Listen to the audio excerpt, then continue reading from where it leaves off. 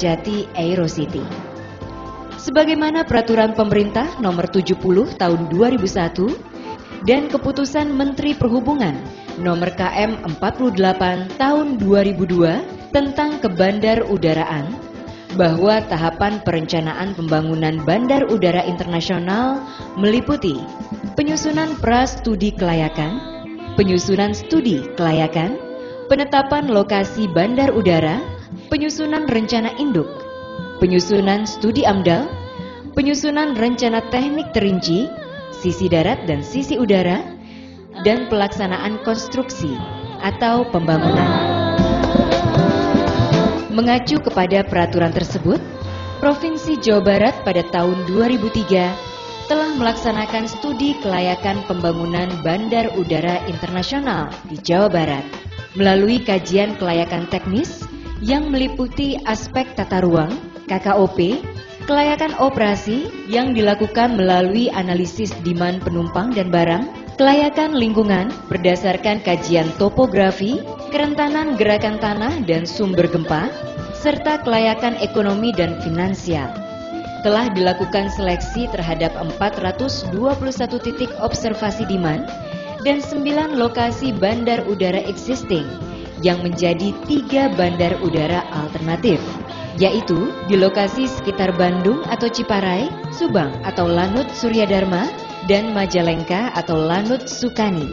Maka terpilih lokasi paling layak untuk dibangun bandara udara tersebut, yaitu di Kecamatan Kertajati, Kabupaten Majalengka, dengan luas 1.800 hektar. Sebagaimana ketentuan yang ada, lokasi tersebut telah ditetapkan dalam Peraturan Menteri Perhubungan Nomor KM 34 Tahun 2005. Kemudian pada tahun 2005 dilakukan pula studi lanjutan, yaitu Rencana Induk Bandar Udara dan Kawasan Pendukung. Dari studi ini menjadi pedoman teknis bagi pembangunan bandar udara dan pengembangan kawasan pendukung seluas 3.200 hektar yang meliputi aspek tata letak fasilitas bandar udara, tahap pengembangan, dan penetapan zonasi kawasan pendukung yang terdiri dari zona industri seluas 30%, zona komersial atau perdagangan seluas 12%,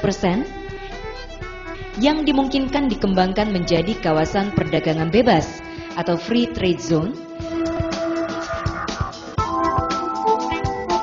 serta zona pemukiman seluas 20%, pusat kebudayaan atau Central Park seluas 4%, dan kawasan rekreasi seluas 9%, serta selebihnya pembangunan sarana prasarana kota.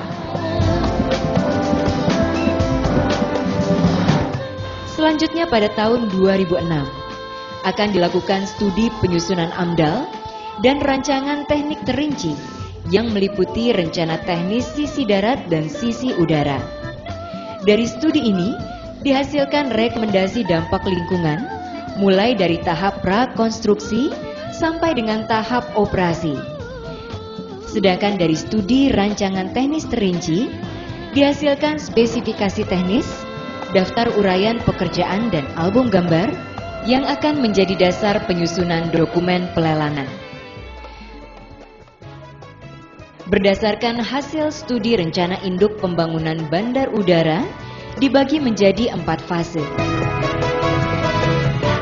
Fase pertama, beroperasinya bandar udara mulai tahun 2013 dengan luas terminal penumpang 6,8 hektar dan terminal barang atau kargo 1,8 hektar serta 1 landasan pacu. Fase kedua, beroperasinya bandar udara mulai tahun 2020 dengan luas terminal penumpang 9,8 hektar dan terminal barang atau kargo 2,6 hektar serta 2 landasan pacu.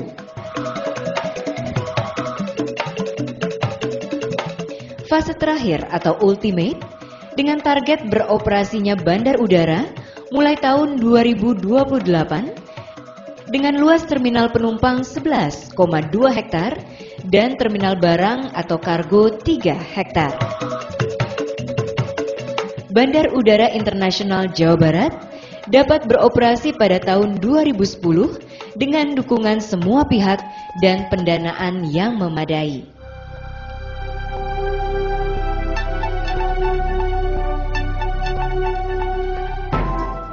Selain telah melakukan pentahapan perencanaan tersebut, pemerintah Provinsi Jawa Barat bersama pemerintah Kabupaten Majalengka telah melakukan penetapan lokasi pembangunan Bandar Udara Internasional Jawa Barat dan kawasan pendukungnya yang ditetapkan dalam keputusan Bupati, pembentukan tim pengendalian pembangunan Bandara Internasional Jawa Barat, dan pembentukan Badan Kerjasama Pembangunan dan Pengelolaan Bandara Internasional Jawa Barat melalui keputusan Gubernur.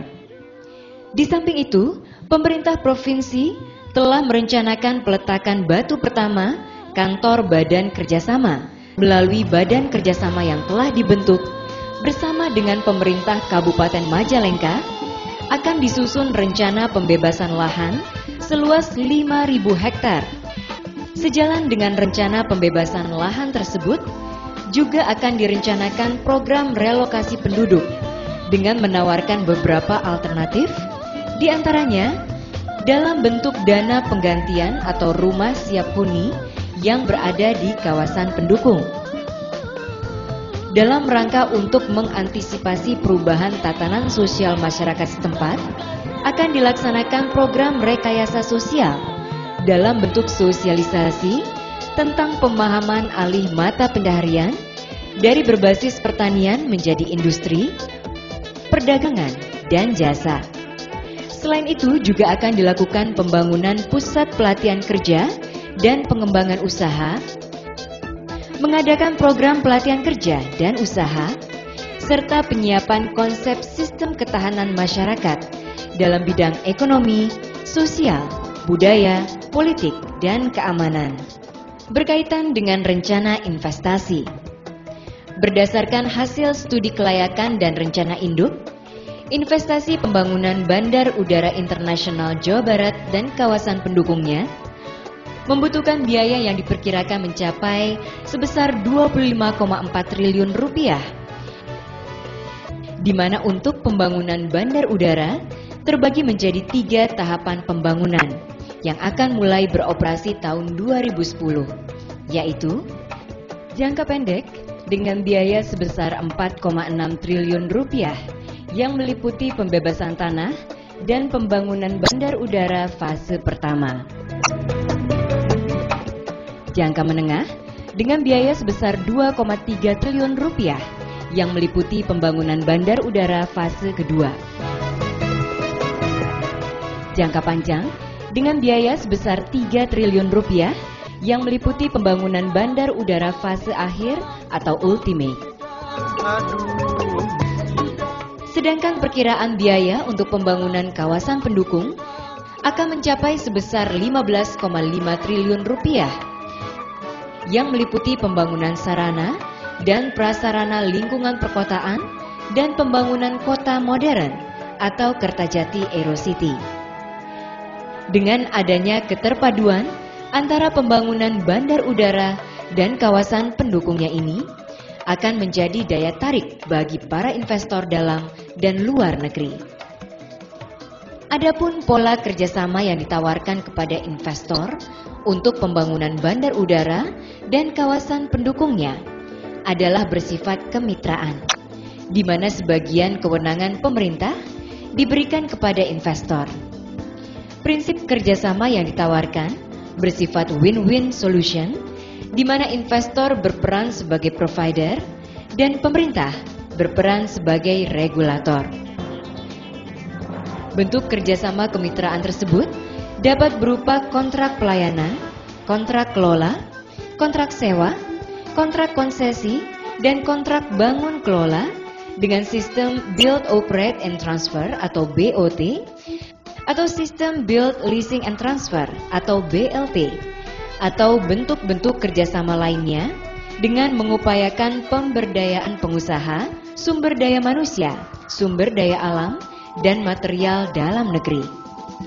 Berkaitan dengan rencana pola kerjasama tersebut, telah ada beberapa investor yang berminat dan mengadakan pembicaraan dengan pemerintah provinsi.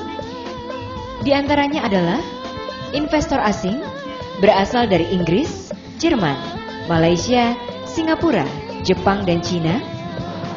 Akan dimungkinkan pula perusahaan daerah pemerintah Provinsi Jawa Barat maupun pemerintah Kabupaten Majalengka dapat ikut berpartisipasi. Demikian gambaran dan uraian singkat rencana pembangunan Bandara Internasional Jawa Barat. Mari kita wujudkan Jawa Barat sebagai provinsi termaju di Indonesia dan mitra terdepan ibu kota negara. Terima kasih.